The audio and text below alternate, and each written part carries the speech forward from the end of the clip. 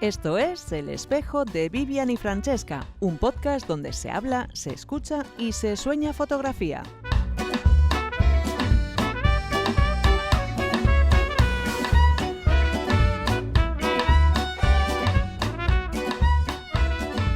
Nuevo episodio del Espejo de Vivian y Francesca con Inma Barrio. Hola, Irene Chazarra. Y hoy tenemos con nosotras a la gran Carmen Dalmau. Hola, Carmen. Hola, bienvenida. Carmen.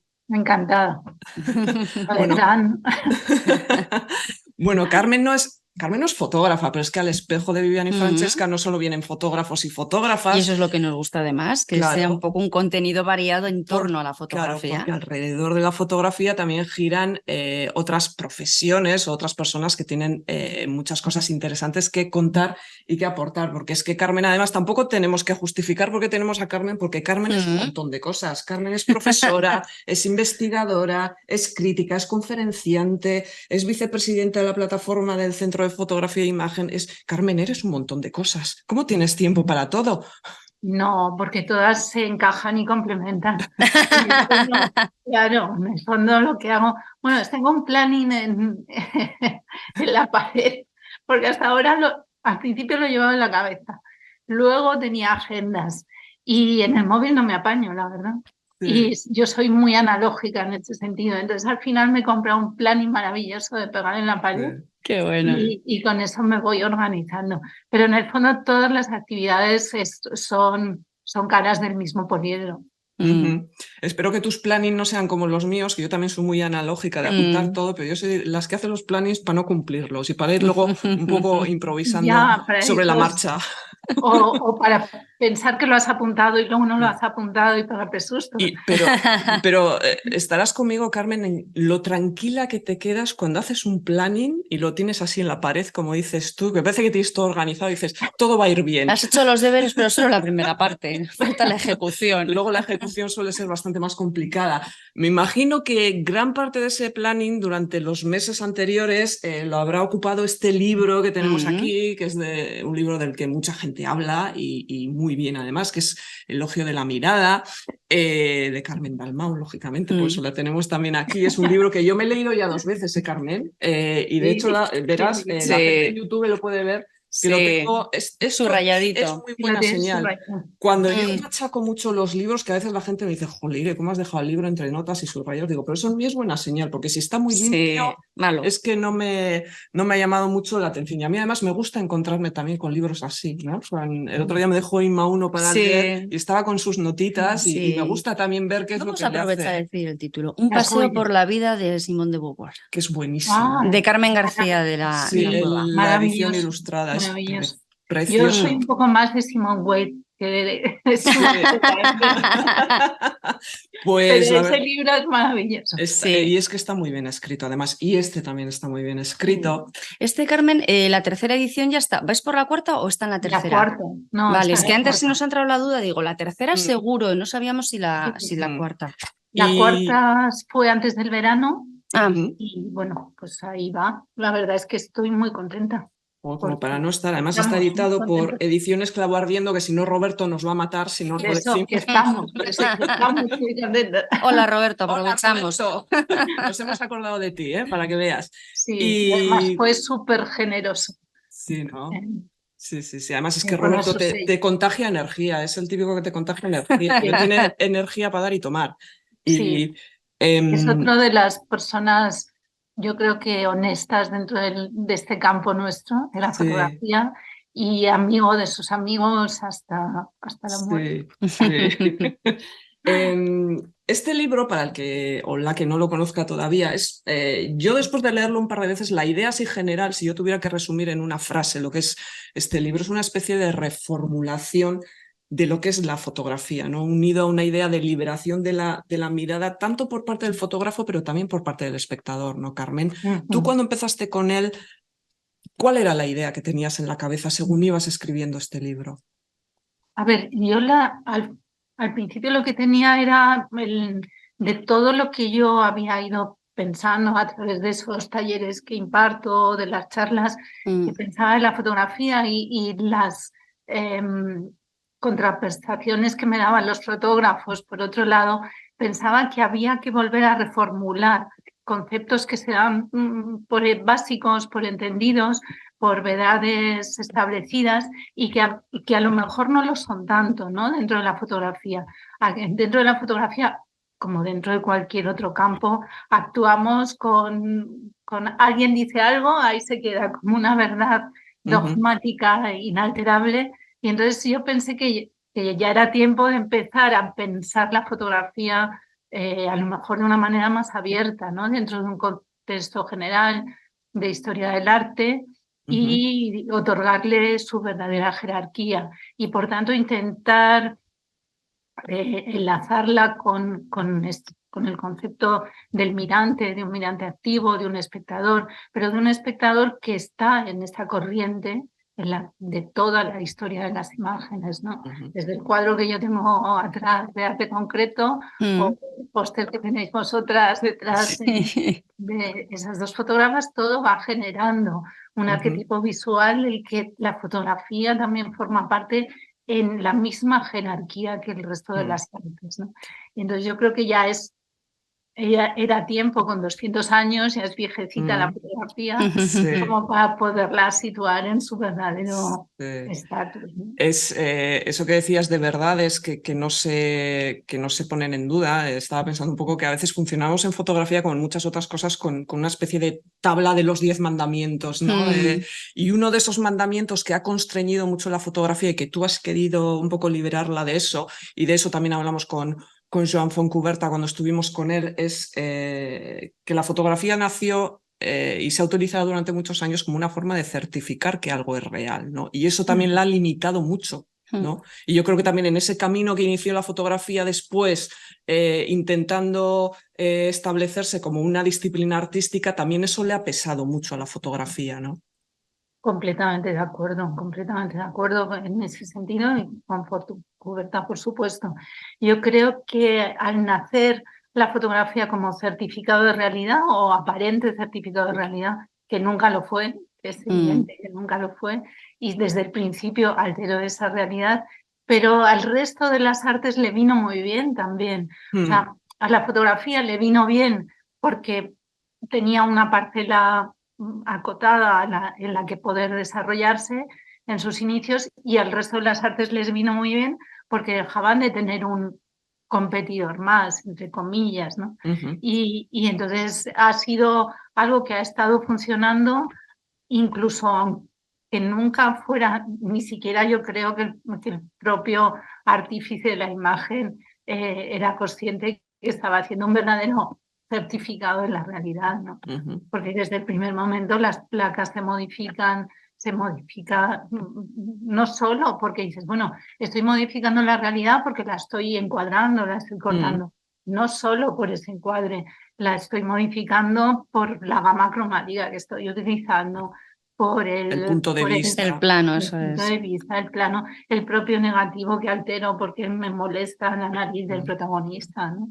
Y eso además también muchas veces ha servido para atacar a los propios fotógrafos, y es algo, además, estamos hablando un poco de los inicios de la fotografía, pero es algo que sucede hoy en día también, ¿no? Cuando, sobre todo en el campo del fotoperiodismo, ¿no? Cuando se pone en duda de eso no es real, eso se está manipulando, o sea, es algo que todavía persigue a la fotografía. Porque se le presupone que tiene que ser verdad, ¿no? Parece que la parte artística o más autoral, bueno, pues tienes licencia libre para hacer lo que quieras, ¿no? Como lo de la inteligencia artificial, pero sí que es verdad que en determinados ámbitos, un ensayo más documental, más fotoperiodístico, no está tan permitido, ¿no? Eso...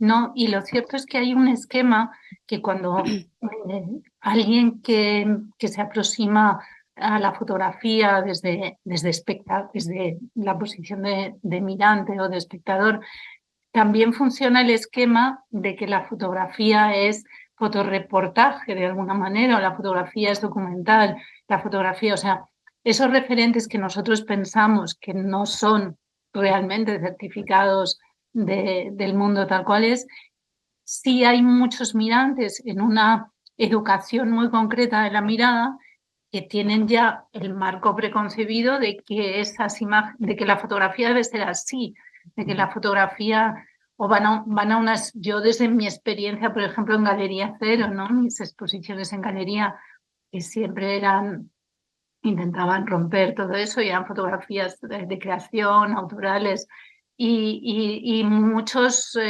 amigos, incluso amigos formados en Bellas Artes o en una tradición más o menos artística o con sensibilidades, pensaban que eso no era fotografía, que la fotografía era cuando ibas a una exposición, me decían, mira, lo que tienes que ir a ver es esta exposición, pues yo que sé, una exposición de WordPress Photo, ¿no? Sí. Eso sí que es verdadera fotografía.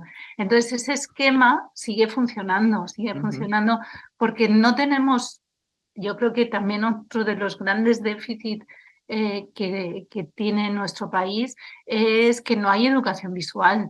Entonces, como no hay educación visual, seguimos pensando que la fotografía es ese referente documento, ¿no? Como documento o como fotoreportaje o para salir en prensa. Además, lo que dices tú de que no hay educación visual, yo el otro día preparándome esto, claro, también en temas de museos, a nivel nacional por lo menos, la fotografía no está dentro de los museos. O sea, yo por ejemplo en el Guggenheim, ¿no? El que fui el otro día para ver las exposiciones que había y me resulta súper curioso que ni siquiera, incluso dentro de una exposición que pueda ser de pintura, que no se nos enseñen esas tripas de la cara del artista preparando esos bocetos, esas maneras de trabajar, el reivindicar un poco también la fotografía para complementar otras artes, aunque la fotografía por supuesto es una disciplina, ¿no? Pero por ejemplo en museos como el Guggenheim, que es un museo contemporáneo, solo he visto una de fotografía. Sí. Es un poco, parece que es como la hija denostada, ¿no? Dentro del mundo del arte. Que lo sigue siendo sí, desde hace sí. mucho tiempo. Sí, yo creo que se ha avanzado muchísimo Sí. y en el mercado yo creo que ya está aceptada, pero es verdad que sigue siendo aún la Cenicienta, ¿no? O sea, en ese sentido. Pero, dices el Guggenheim, pero el Museo de Bellas Artes, maravilloso, que también tenéis ahí. Sí. Ha habido hace poco una exposición en la que había diálogo de las piezas antiguas y las nuevas porque estaban recolocando la colección. De la A a la Z creo que era el... Y prácticamente la única fotografía que recuerdo haber visto era una de Collado de la madre que dialogaba, no sé si era con un María Blanchard, te estoy hablando de memoria, cuando fui a ver la exposición. Y era solo una fotografía, no sé si había algo de Yvonne Aranberry, pero como instalación. Yo creo que había una foto de Isone Sadaba. También había una. Porque ella está con la obra suya está en el Guggenheim y yo creo que ahí, hagámoslo de memoria, pero juraría que estaba la foto de ella, pero que eso, que de la A a la Z es como un recorrido de abecedario. 2, 3 imágenes, no había más fotografías. Hablabas un poco eso antes de la imagen que se tiene a veces de la fotografía, de que fotografía es solo o era solo lo documental, lo fotoperiodístico. Me estaba acordando cuando yo empecé a estudiar fotografía, bueno, hacer cursos bastante tarde, con 38, 39 años. Yo, fíjate, además que yo me muevo también en el mundo del periodismo, también un poco contaminada por eso, estoy pensando ahora. Yo, los referentes fotográficos que tenía todo entonces eran fotógrafos y fotógrafas de la agencia Magnum, pero del fotoperiodismo además más clásico, porque también si echamos un vistazo a lo que es Magnum, sobre todo en los últimos años, yo creo que desde la entrada de Martin Parr, que fue un pequeño, no sé, terremoto, diría, ¿no? Con aquella votación que fueron a buscarle a uno al hotel, y bueno, la verdad es que la historia es muy curiosa. Pero ya cuando entra Martin Parr con esa fotografía que no es, por así decirlo, Cartier-Bressoniana, ¿no? Que es un poco la línea que seguía Magnum, si seguimos la evolución de los últimos años, también con presencia además de fotógrafas como Cristina de Miguel, que es la actual presidenta, o Lua Ribeira, que acaba de entrar, son documentalismos, son lo que ahora decimos nuevos documentalismos, ¿no? Que casi nada tienen que ver, muy poquito tienen que ver con el fotoperiodismo o documentalismo clásico con el que empezó Magnum, ¿no? Y eso también es un poco un ejemplo de la evolución de la propia fotografía como disciplina y como arte también, ¿no? No, ese es un ejemplo maravilloso. Y, por ejemplo, la propia Lua, ¿no? La última esplendorosa admisión de pleno derecho en Magnum. Lua, ella a veces cuando habla dice, yo soy una fotógrafa, siempre se ve. Volvemos a arquetipos, ¿no? Para clasificarla. ¿Qué es Lua como fotógrafa? Nuevo documentalismo y influencias de Diane Arbus. Sí. Y ya está. Nos quedamos muy tranquilos, Mm. ¿no? Ella misma dice, yo soy fotógrafa documental, pero ella misma, a la vez que dice que es fotógrafa documental, dice, soy fotógrafa documental, pero utilizo la fotografía como una herramienta para expresar mis emociones, ¿no? Entonces, Sí. está bastante claro en el ejemplo de Lua esa utilización de la fotografía como herramienta documental y cómo la modifico para expresar lo que yo quiero, ¿no? Sí. Nosotras tuvimos la suerte de estar con ella en la presentación en Tabacalera de la exposición que se le hizo, y en la parte de arriba era súper bonito, ¿eh? O sea, el trabajo fotográfico y todo lo que explicó muy bien, pero a Lidia y a mí que nos gusta un montón ver esas tripas de cómo salen los trabajos, Somos muy ¿no? de tripas. Sí, había dos vitrinas, bueno, dos mesas en las que se veían los... mesas, ¿no? Sí, como eso en el es. catálogo de alguna manera se ven. Sí, Era... porque ha tenido la buena idea, que a mí me parece eso muy importante Sí. también, de incluir eso en el catálogo. Eso es, que no lo se tiene quede como solo en la aparte. exposición. De ver cómo hace ella esos bocetos, Sí. de cómo prepara Sus las dibujos escenografías, y todo. ¿no? Para eso. Y tiene un montón de referencias de cine, de pintura, y ahí es donde entiendes. Claro. Y ahí también es donde se enmarca también muchas de las cosas que tú dices en este elogio de la mirada, que me acuerdo, yo te he escuchado, no sé si cuando te escuchamos en Baracaldo o en Soria, porque hemos tenido la suerte de coincidir con Carmen ya un par de veces y coincidiremos más, seguro que sí. Bueno, y voy a hacer un pequeño inciso. Yo la primera vez que coincidí con Carmen fue en Encontros de Imagen en Braga en el 2016. Sí. Y yo fui ahí toda feliz con mi portfolio, que era la primera vez que lo presentaba. Claro, ¿sí? Tú tenías que elegir quién querías, ¿no? Y yo tenía claro que quería con Carmen. Y encima me tocó la primera. ¿Sí? Y ella, ay, bueno, pues nada, tú tranquila. Y digo, no, si tranquila estoy, como es la primera vez, es como, bueno, vengo a ver qué tal la experiencia. Y fue maravillosa, la verdad. Así que gracias, Carmen, ahora ya en las distancias más cortas. No, es verdad, yo me acuerdo también y me acuerdo mucho de tu trabajo. Y de esas hortensias, ¿no? Sí. Estuvimos hablando de las hortensias, Sí. Pues ahora se me ha ido la... Que le hemos visto en Baracaldo y en Soria. Y que cuando hablabas de este trabajo, es que no sé si... Porque tengo un par de cosas para comentar, no sé si era por eso, pero es igual, lo digo ahora. Digo, cuando tú en este trabajo hablando de él... sí, era por el título. Es un título así como muy poético, elogio de la mirada, pero ese no iba a ser el título. Yo creo que esto te lo escuché en Baracaldo. Iba a ser contra la fotografía, si no me falla la memoria. Porque hay otros libros también, otros autores que un poco replicando, no sé si queriendo o no, al sobre la fotografía de Susan Sontag, porque también ahí está el On Photographs, un libro que sacó David Campani, no sé si lo conoces, otro gran teórico y crítico y estudioso de la fotografía, que él ahí analiza fotografías no todas famosas, pero bueno, de fotógrafos, y es un libro que está muy bien, la pena es que solo está en inglés. Y tú decías que esto iba a ser, que el libro se iba a llamar Contra la fotografía entendida en ese marco de cosas que la van construyendo, ¿no? Porque de hecho en la contraportada pones contra una fotografía como mímesis, como certificado de realidad, como huella de lo real, contra la fotografía como imagen de recuerdo, como archivo de la memoria, contra una fotografía como eterno, instante presente, contra la fotografía como escritura de la luz, como técnica mecánica, contra la fotografía como verdad, contra la fotografía como objeto, contra la maldita aura, que ya hablaremos del aura, que ese es un concepto que a veces nos descoloca, que lo tocas al final del libro.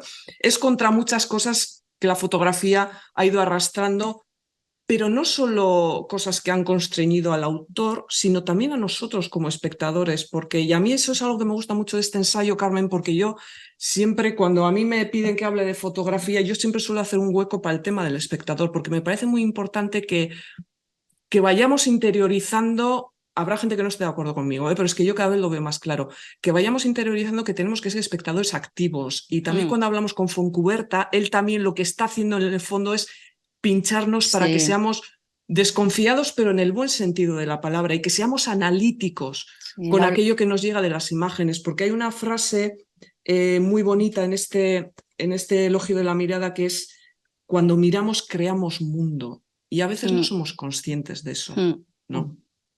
Sí, a ver, está claro. Es que me he extendido mucho.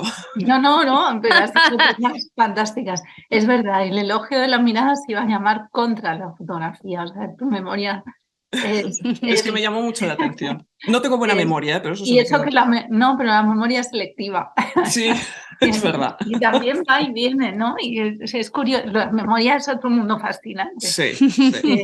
de analizar, porque además la memoria sí que nos construye a nosotros, ¿no? Y cuando vamos haciendo nuestra propia biografía, vamos eliminando lo que, y a su vez otra Sí, vez nos construye y la del construimos, recuerdo, pero de y eso la hablamos otro construimos. día. Por eso, pero eso es otra conversación. Entonces es verdad que iba a llamar contra la fotografía, pero se retrasó la edición Sí. y iban a salir, y entonces de repente salieron como varios libros contra no sé qué, contra no sé cuánto. Y dije, pues, y buscamos un título que era más poético, yo creo, un título que era más poético, que hacía hincapié en lo que tú has dicho, que es el espectador, porque yo creo que es muy importante.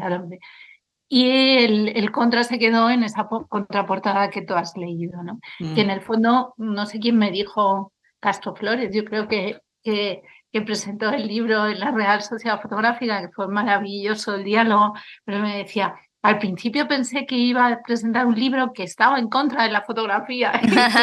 Es que ese título hubiera tenido mucho gancho, lo de contra la fotografía. El elogio de la mirada es muy bonito el título, pero contra la fotografía hubiéramos dicho, madre Te mía. provoca más, ¿no? Es como, Sí, ¿qué me querrá decir? Ya, pero yo creo que ha quedado mejor la apuesta hacia lo poético y el homenaje a Tanizaki, ¿no? Sí. Entonces yo estoy más contenta al final con este título. Sí. Y en cuanto al elogio de la mirada, es que yo creo que es verdad que sin una mirada cada vez tenemos un mundo tan poblado de imágenes porque que no son tantas reales, o sea, son tantas que nos comen llenas de ruido, que es verdad que nos comunicamos a través de imágenes y nos inundan a través de las redes sociales, pero luego si analizas esas imágenes, las reales, las que podemos salvar no son tantas. Son muy pocas. Pero sí necesitamos cada vez más como espectador ser conscientes de una mirada crítica que nos permita analizar esa realidad, esa verdad, esa imagen.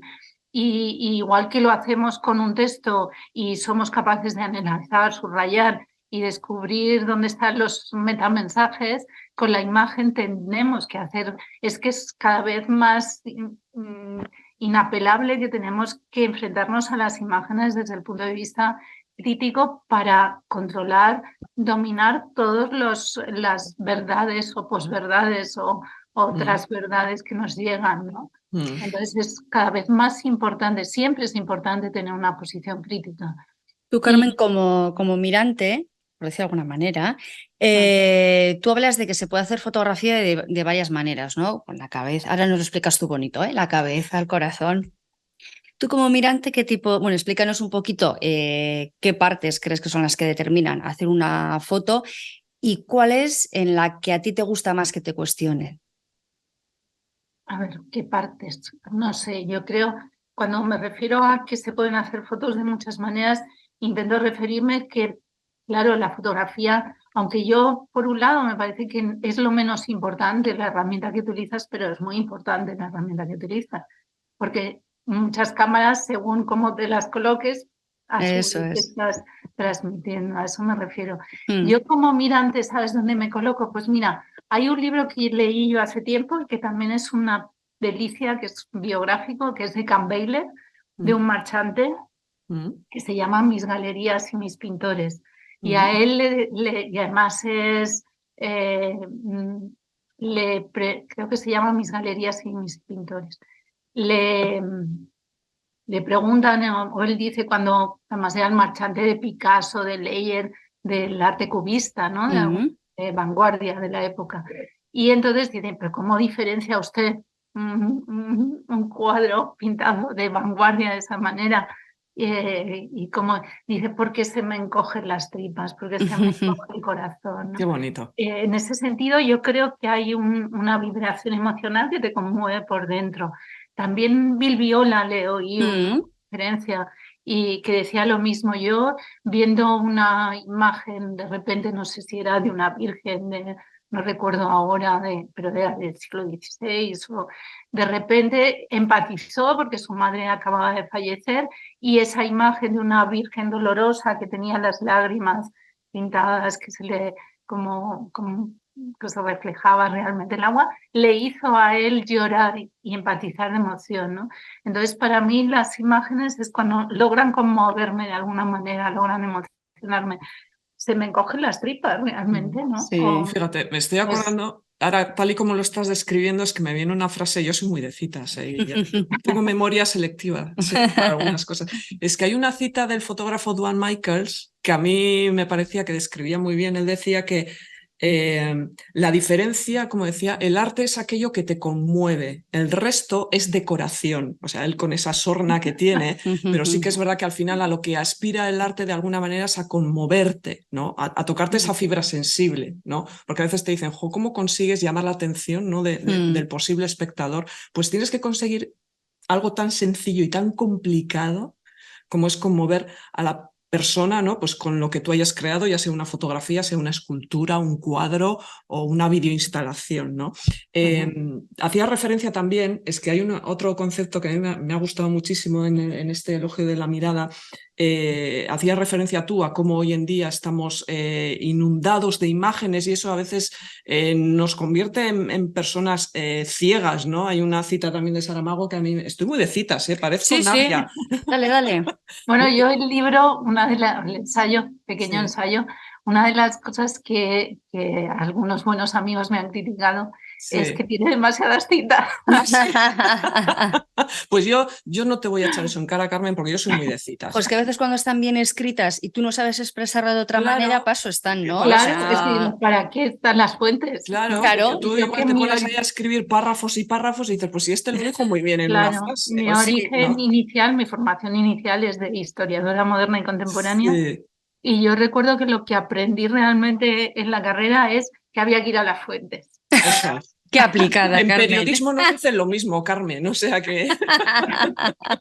Pues hay una cita de Saramago que yo, es el único libro suyo que me he leído, pero me encantó, de Ensayo sobre la ceguera, que creo que también se la leía Fontcuberta, me parece, que dice, creo que no sé si no es la última frase del libro o está muy por el final, que dice, creo que no nos quedamos ciegos, creo que estamos ciegos, ciegos que ven, ciegos que viendo no ven. Sí. Y yo creo que eso describe muy bien esta época que vivimos de tantas imágenes. Y tú aquí en el libro tocas un concepto que a mí me ha gustado mucho, que también tiene su parte poética, pero es que me parece que tiene muchísimo que analizar y mucho que aprender. Hablas de cerrar los ojos como forma de rebeldía, ¿no? Que es buscar una forma de entre esa tormenta de imágenes, de buscar un poco el espacio para pensar y para reflexionar, y yo creo que también el tiempo, ¿no? Que es algo que hoy en día también parece que vamos siempre corriendo, ¿no? Tú hablas de cerrar los párpados, cerrar los párpados abre la posibilidad de generar silencio, y ante las imágenes, esa es la forma de rebeldía, que me gusta mucho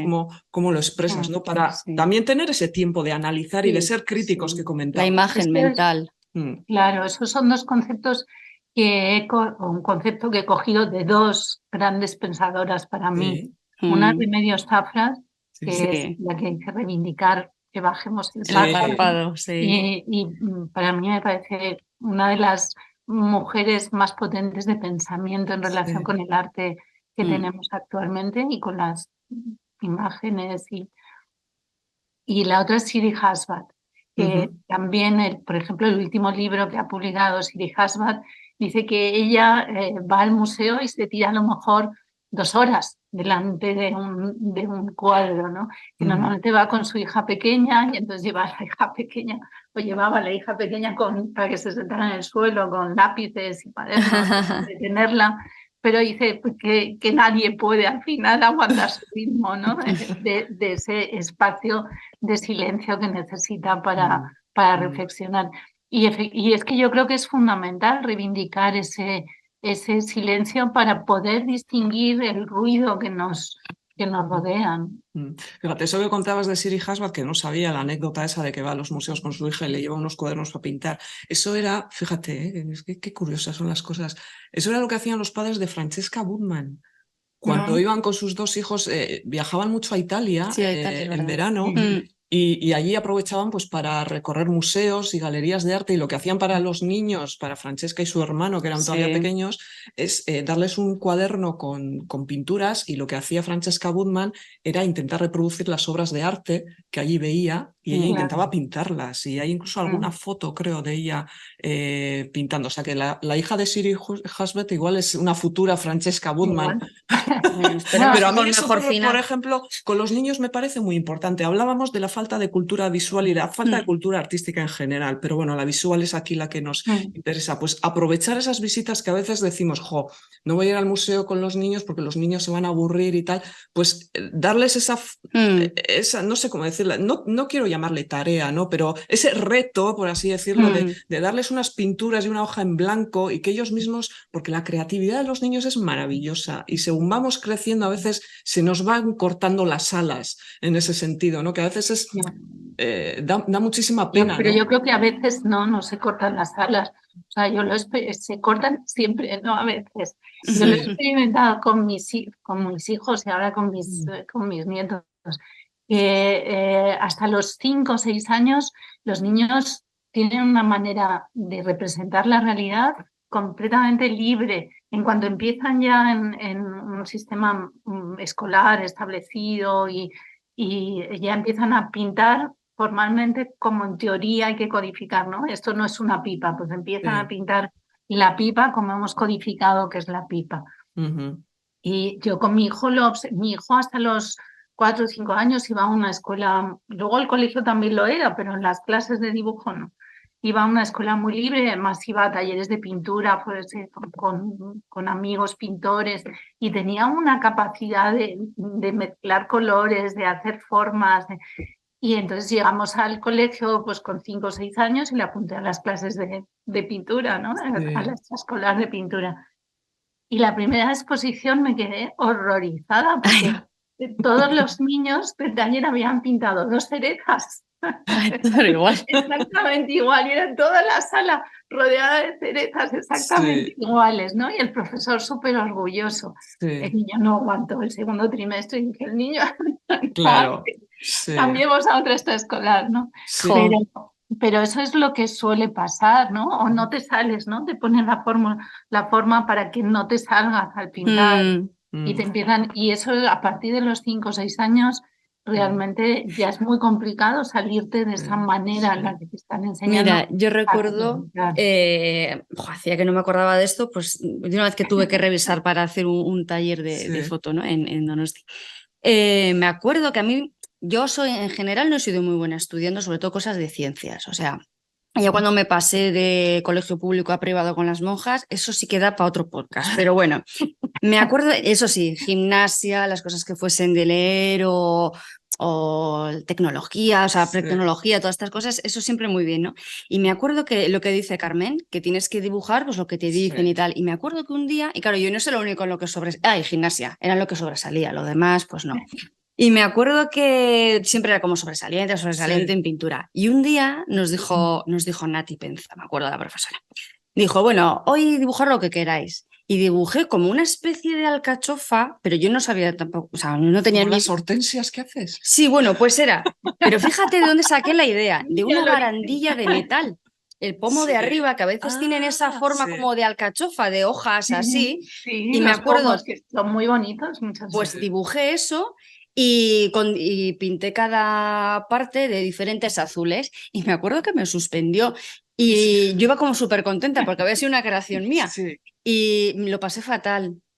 Porque claro, al final ella misma, claro, me dijo que eso no era un dibujo y que eso no era nada, y me acuerdo que me suspendió, y claro, luego eso explícalo tú en casa, y era como, jolín, pues es que encima es de un pomo que hay que no me ha gustado Arcano.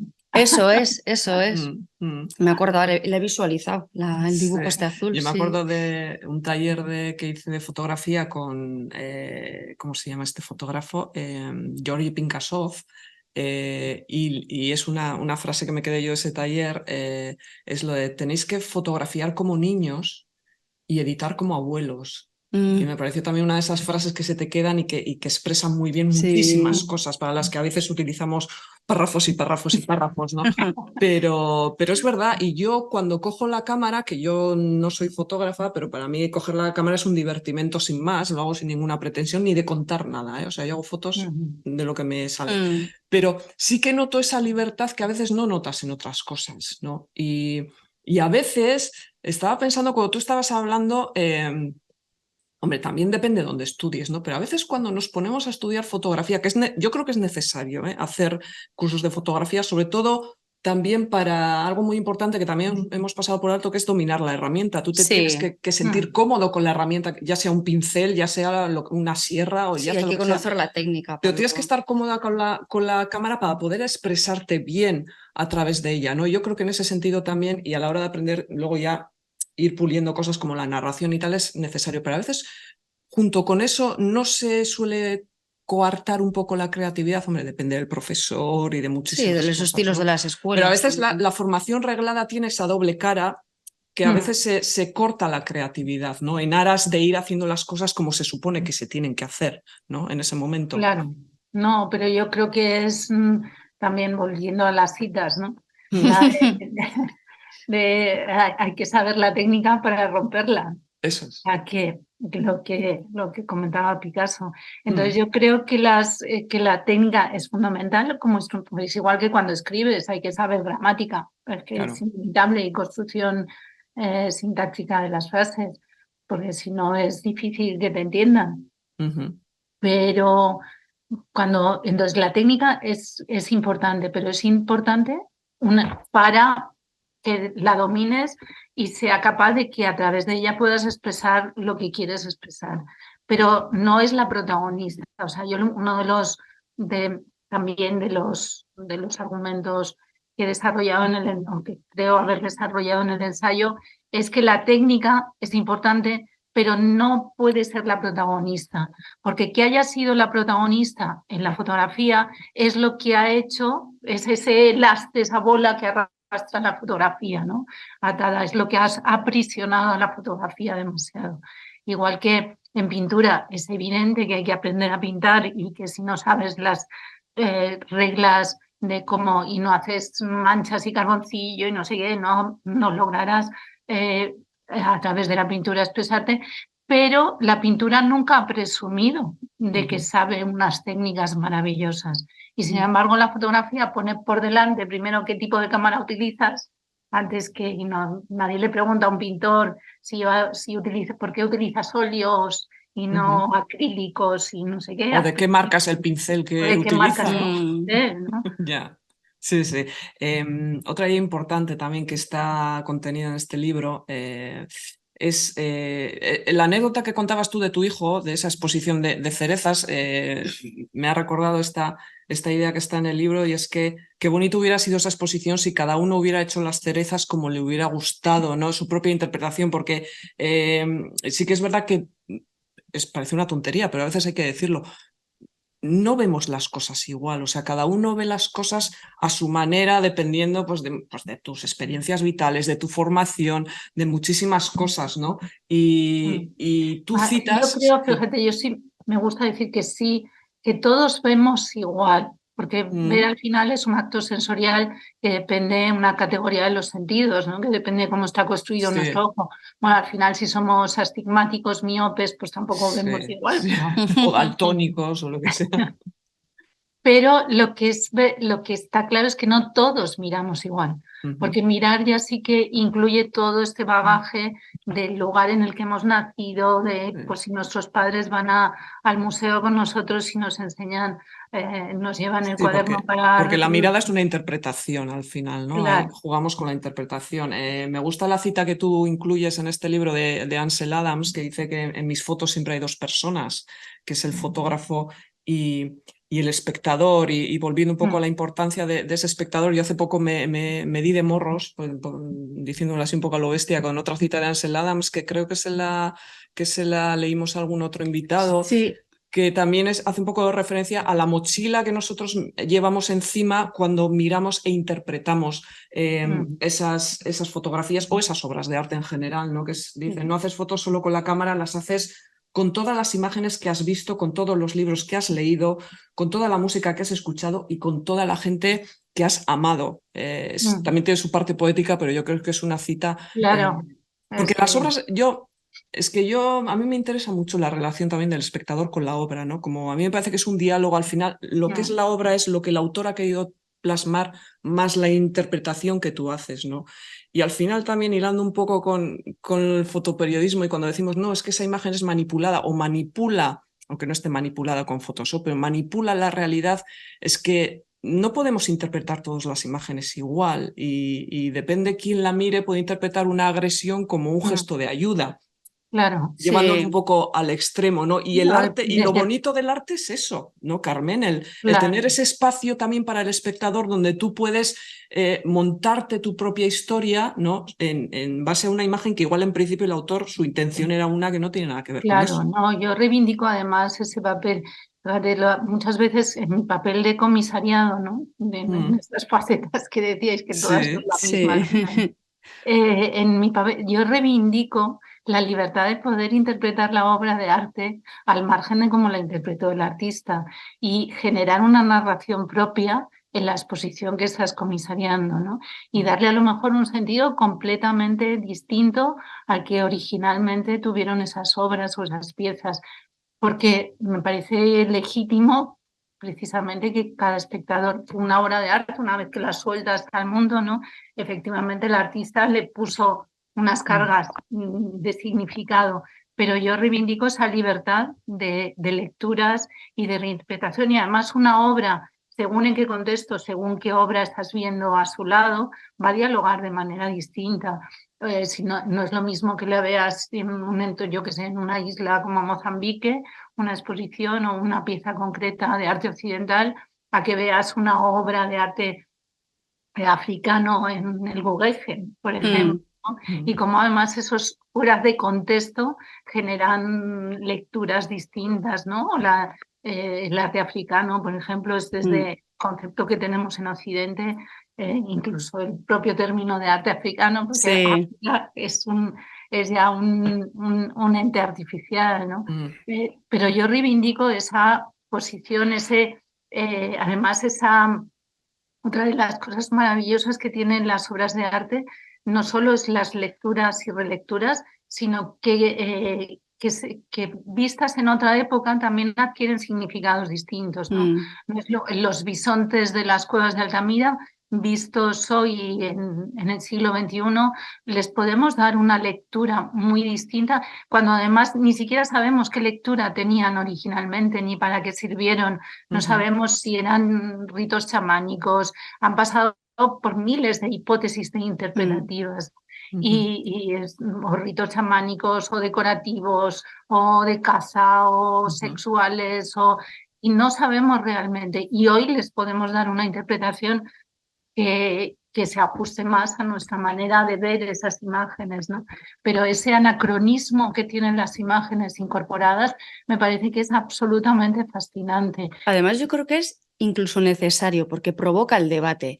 Hoy en día, por ejemplo, ahora estamos hablando un poco más centradas en arte, pintura, escultura y demás, ¿no? Pero lo estamos viendo en el cine y en las series, por llevarlo un poco más a la actualidad, ¿no? O sea, el pensar que vayas a ver Dumbo, por poner un ejemplo muy sencillo, ¿no? Sí. Y que te vayan a decir, aquí los animales, no sé qué o tal y cual. Hombre, vamos a ver, ya no sabes si hace falta que se ponga para que sepas lo que vas a ver, si te están a ti como espectador tratando un poco como si no tuvieses esa capacidad de discernir, ¿no? Que estás hablando de una película de hace un montón de años y películas de ahora, ¿no? Vale, pues antes los rombos, puede herir la sensibilidad y punto, ¿no? Pero ahí estás tú, que también se nos está, yo creo que como coartando esa capacidad de crítica ante lo que vemos. Parece que tenemos que ir todos como ovejas mirando a lo que nos dicen y hay que buscar precisamente entender ese anacronismo, ¿no? Y además es que es súper enriquecedor. Es que eso es también un acto de rebeldía, como lo de cerrar el párpado, ¿no? Eso es. Yo el otro día tenía una conversación con mi padre. A mi padre siempre le han gustado mucho las películas del oeste, por ejemplo, ¿no? Y claro, él se paraba a pensar y decía, jo, es que ahora claro, pienso en ellas y digo, ojo, qué machistas, y es verdad, porque reflejan una sociedad, y dice, ojo, ahora vete a saber, igual hasta las prohíben, y le digo, pues que eso sería un error, digo, porque es un reflejo de lo que ha sido toda una época. Sí que es verdad que mirado desde el siglo XXI, pues te parece una barbaridad muchísimas cosas, y según va pasando el tiempo, más porque vas viendo más detalles que antes estaban más interiorizados dentro de la cultura, incluso eran parte de nuestra cultura, que es una cultura machista, y sigue siendo, ¿no? Pero hace años todavía muchísimo más. Entonces dices, no se pueden borrar esas cosas porque hay que ver de dónde venimos. Para no volver a caer. Y eso es un reflejo de cómo se ha vivido hace muchos años, pero que eso también ha sido un poco el germen de la cultura actual, ¿no? Y que te ayuda a entender, que es importante entender las cosas, muchas de las cosas que suceden hoy en día, ¿no? Entonces, Claro. también en ese sentido, a mí me parece importante, y como espectadores y como autores también a veces hay que ser un poco abierto, porque a mí una vez me comentaba un fotógrafo, decía, a mí a veces me alucina compañeros y compañeras de profesión que se molestan porque la gente no interpreta sus trabajos como ellos habían pensado que serían interpretados, ¿no? Y entonces están buscando el error en ellos de cómo es que yo no les he hecho ver esto. Y sin embargo él me decía, mira, a mí me pasa lo contrario, para mí es una gozada cuando la gente viene después de una exposición o de ver un fotolibro o un trabajo mío y me cuenta su visión de mi trabajo, dice, porque enriquece mi propia visión un montón. Hombre, y muchas veces son cosas que están en las antípodas de lo que yo podía pensar cuando estaba creando o haciendo ese trabajo, ¿no? Y a mí también, yo estaba de acuerdo con él, decía, es que a mí me parece que es una de las uno de los grandes atractivos que tiene la fotografía, el arte, ¿no? Pero en este caso la fotografía también, ¿no? Sí, estoy completamente de acuerdo con vosotras. O sea, no podemos negar nuestro pasado y además negarlo, ocultarlo, es poder volver a cometer el error, El ¿no? mismo error, eso es. Siempre vamos a cometer el error porque somos los animales que cometemos continuamente el mismo error. Yo creo que no hay otra especie sobre el otra especie como la planeta nuestra, no. que siga cometiendo continuos errores iguales. Pero yo creo que es muy importante el no falsificar, el no falsear la historia. Y lo que decíais antes, tienes toda la razón. O sea, nos están, yo creo que infantilizando mucho, ¿no? En ese sentido. Nos dan las cosas tan hechas, tan mascadas, esto es lo que te tiene que gustar, esto es lo que tienes que ver, esto es lo que tienes, esto es lo bueno, esto es lo malo, esto es lo que nos están realmente coartando libertad de expresión y de crítica. Y entonces yo creo que hay que reivindicar realmente esa función crítica.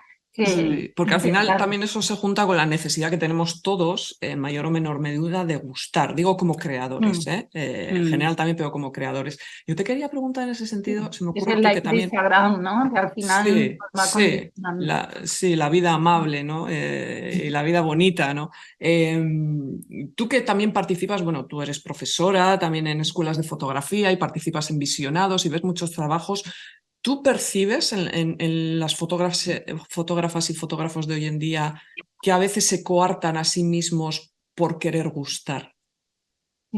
Sí, se ve mucho. Se ve mucho amaneramiento también en ese sentido. O sea, voy a copiar lo que gusta. O sea, quizá yo veo no tanto más coartar una libertad, porque al final quien está, yo que sé, el fotógrafo que cada vez se ve afortunadamente menos, pero que fotografía a su novia o amiga desnuda y lo justifica desde un punto de vista de desnudo estético de la historia del arte, que cada vez hay menos, pero y ese no es consciente, o sea, eso no tiene mirada crítica, con lo cual ese no modifica realmente su manera de enfrentarse a la imagen. Pero lo que yo veo más es que se hace lo que se cree que gusta, ¿no? O sea, que eso también te cercena y te limita, ¿no?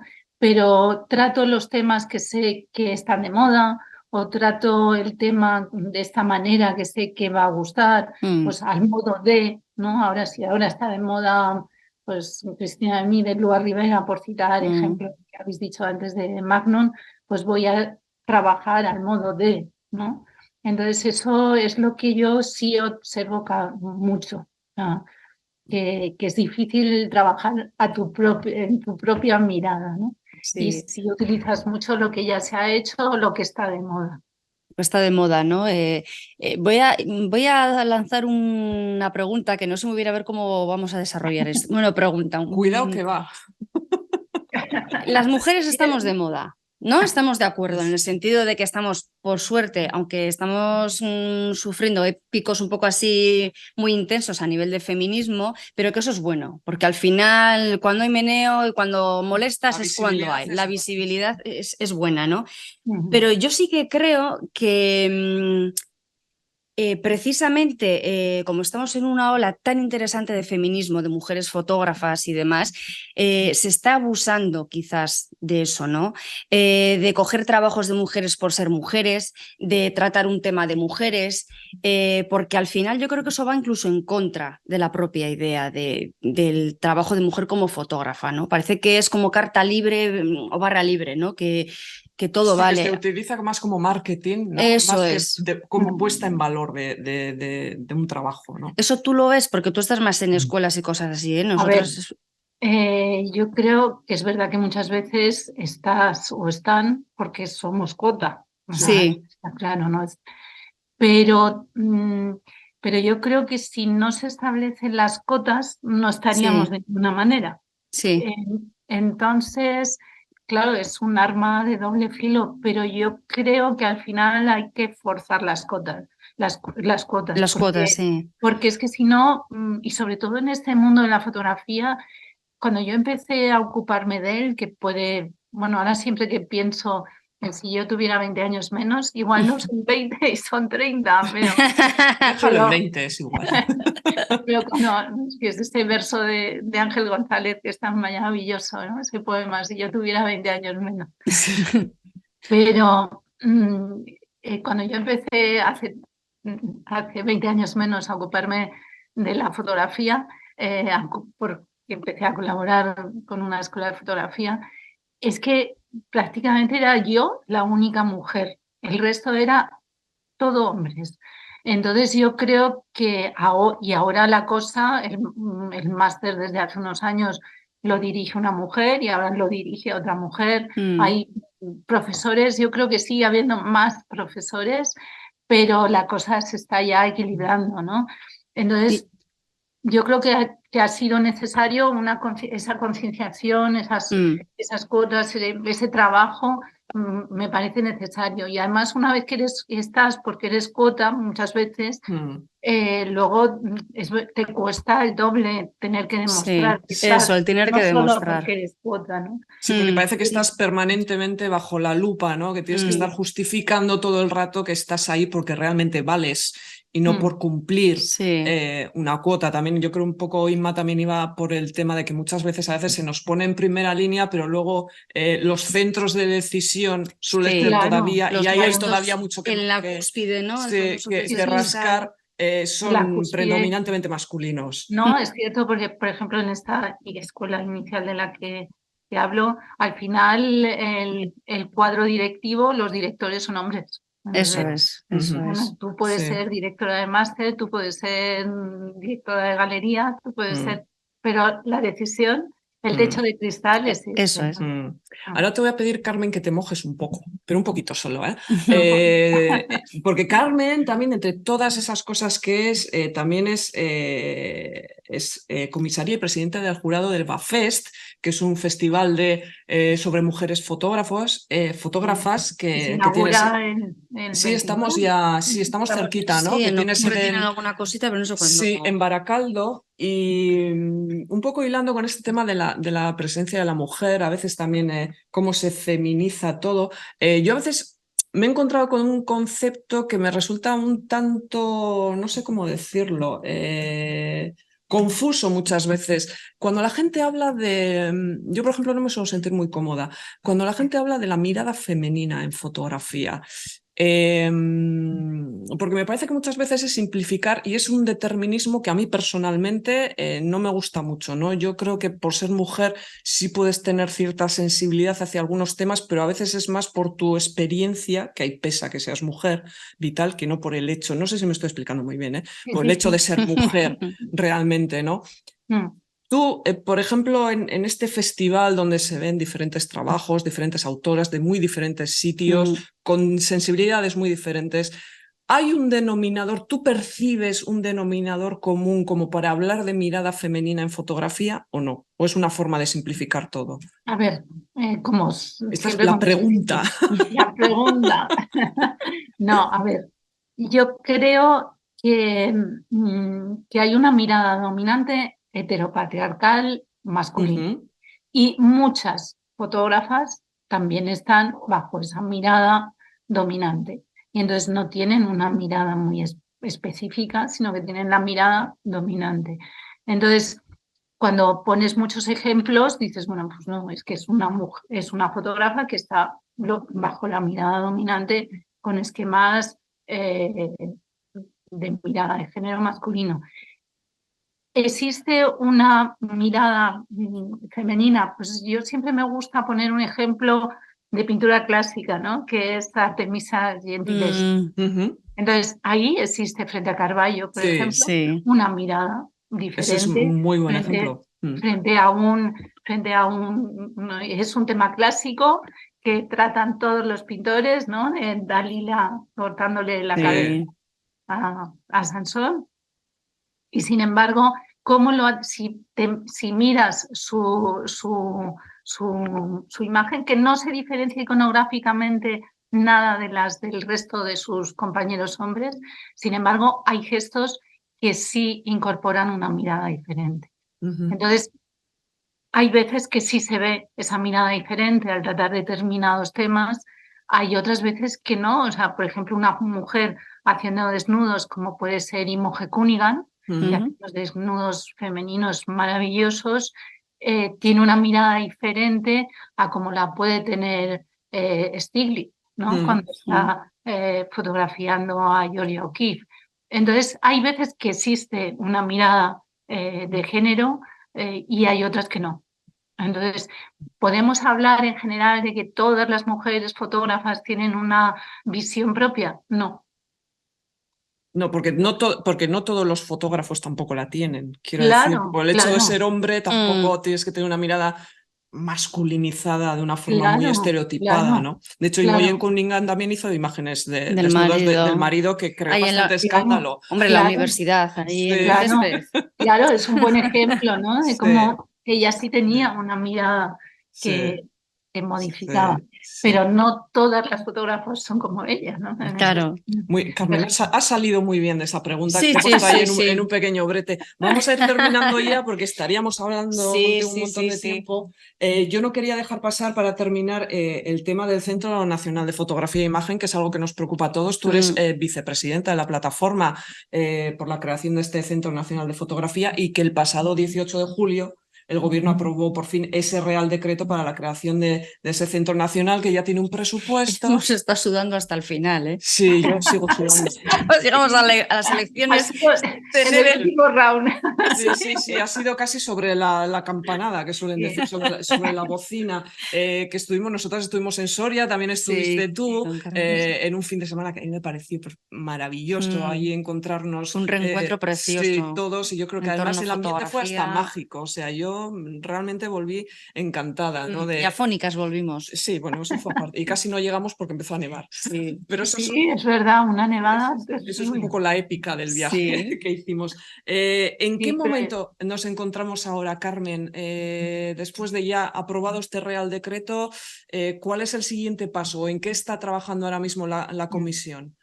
A ver, en la comisión, fíjate, tuvimos porque yo soy vicepresidenta, pero es meramente simbólico. Tenemos una nueva presidenta, que es Sandra Maunac. Pues no sabía. Mira qué bien. Qué bien. Sí. Que yo creo que va a ser porque el perfil ahora es más de gestión.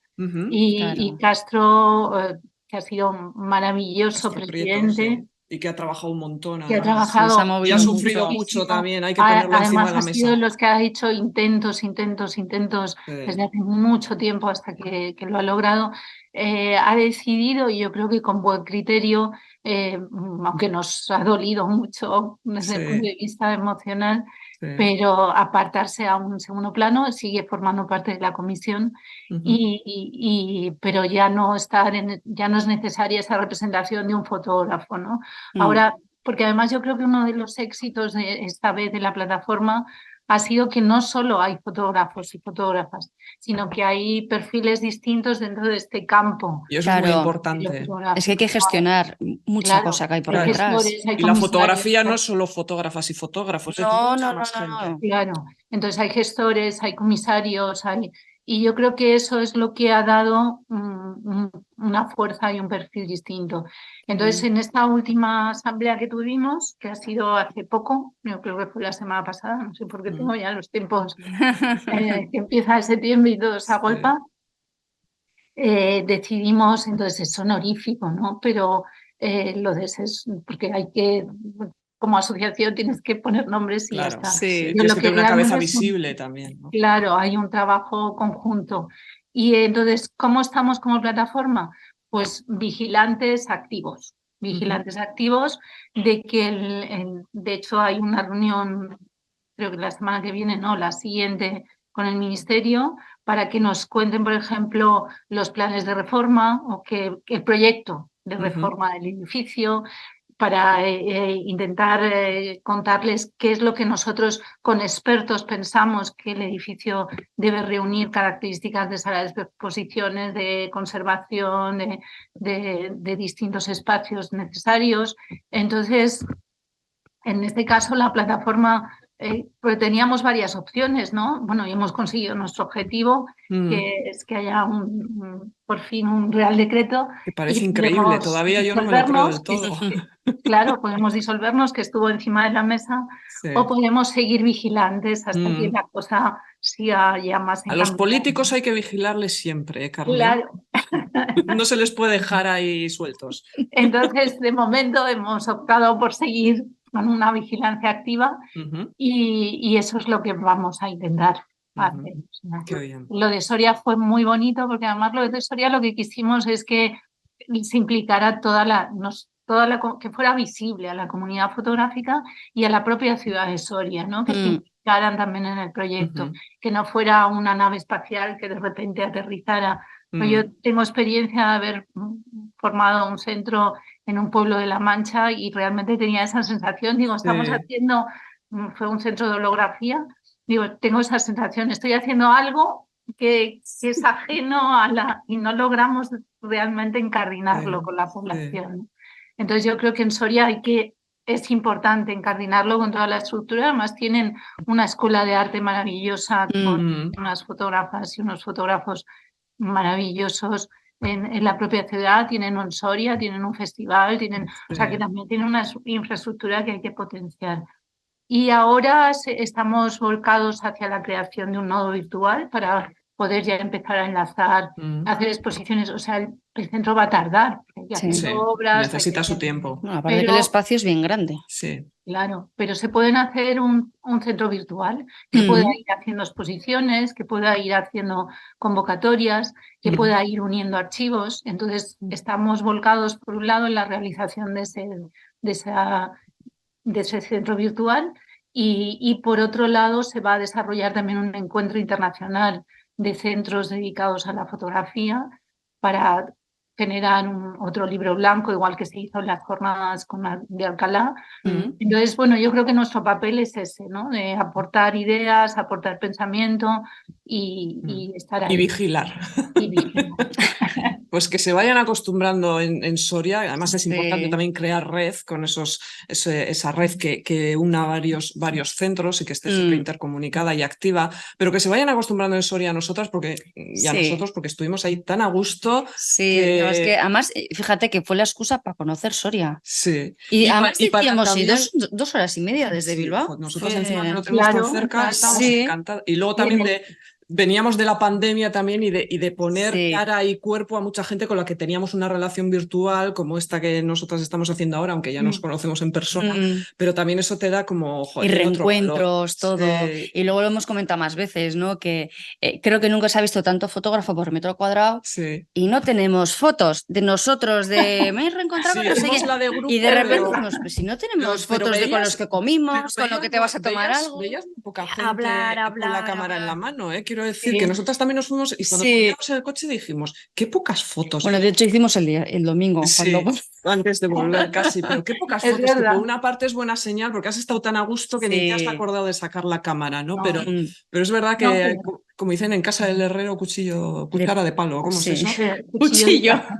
Pero fíjate si le comparas Soria, ¿no? Porque al principio también cuando recuerdo esa rueda de prensa que el alcalde de Soria dijo, yo ofrezco Sí, Fotógrafo de España, ¿no? Sí.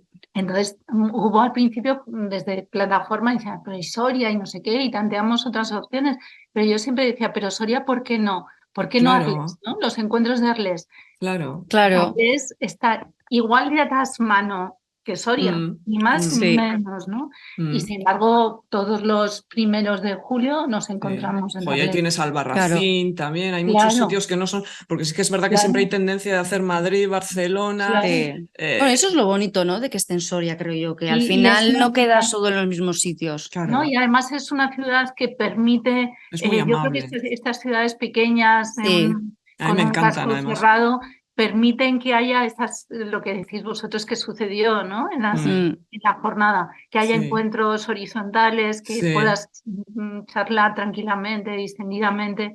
Mm. Entonces eso genera también otra Mm. manera, ¿no? de relacionarnos. Sí, sí. Muy gracioso, porque yo me acuerdo creo que era cuando salíamos de la expo de Massage, Sí. que íbamos unos cuantos, íbamos con los de, creo que Movemos venían con San un Telmo, no sé qué, montón. y dijo Paco, que venía Paco Gómez y Sí. decía, aquí dijo además él, dice, los vascos siempre vamos en cuadrilla. Ya, además que coincidió, fue como, jolín, pues es verdad, Ya, de fíjate repente que hay miramos aquí y digo, 200 personas y estamos los de Guechofoto, los de Tabacalera, los de San Telmo, digo, madre mía, Y Paco Gómez. y Paco Gómez, que ya le vamos a dar nacionalidad. Sí, porque le sale muy bien el acento vasco, ¿eh? Lo tiene ya muy, muy trabajado. Bueno, ya sabéis que Paco es capaz de, en plan Focuberta, Sí, sí. Le vamos a llamar Pachi a partir de Vamos a, hoy. sí, le vamos a llamar Pachi. sí. quitarse con su entorno. Da igual que Pues sea. ojalá nos volvamos a ver, ojalá visitemos Soria muy a menudo y tengamos Sí. muchas excusas fotográficas para visitar Soria y volver a crear ese ambiente tan especial que yo creo que es con lo que nos hemos quedado todos, y yo creo que es el centro, ya solo por eso va a salir adelante, porque todo lo que hay alrededor es gente muy implicada y gente además que tiene muchísimas ganas, que hay mucho amor por la fotografía y muchas ganas de mejorar las propias condiciones de la fotografía y de la gente que se mueve también en el entorno de la fotografía, y yo creo que esta vez todos tenemos esa sensación de que realmente va a ser real y va a salir adelante y vamos a poder disfrutar de ello, que nos lo merecemos, todo hay que decirlo. Yo creo que sí. Carmen Dalmau, muchísimas gracias por compartir este rato largo con nosotras en el espejo de Vivian y Francesca. Ha sido un placer hablar contigo y te seguiremos la pista y seguiremos en contacto. Así que muchísimas gracias por haber estado con nosotras. Gracias, Carmen. Gracias a vosotras. Y nosotras... Además, a mí se me ha hecho muy rápido y tengo la sensación de que me quedan muchas cosas por ir. Pues tú no te preocupes. Pues ya haremos otra. Este va a ser para la segunda temporada. Para la tercera te metemos ya en agenda, Carmen. Igual hasta te da tiempo a escribir otro ensayo igual. Por ejemplo, una de las cosas que pensé que no voy a deciros para no prolongar, pero es hablar de cómo se han configurado a Vivian y a Francesca los personajes. Mira, pues ese podría ser un buen tema. La lectura que se ha hecho de Vivian y Francesca a través de la historia de la fotografía. Pues mira, lo metemos en agenda junto con tu nombre, Carmen, y ya en la tercera temporada... Carmen Vivian y Francesca. Carmen Vivian y Francesca, vamos a llamar ese programa. En la tercera temporada tienes ya un hueco en nuestro podcast, así que estaremos encantadas de volver a hablar contigo. Y nosotras nos despedimos ya hasta el siguiente episodio de El espejo de Vivian y Francesca. Hasta luego. Hasta luego.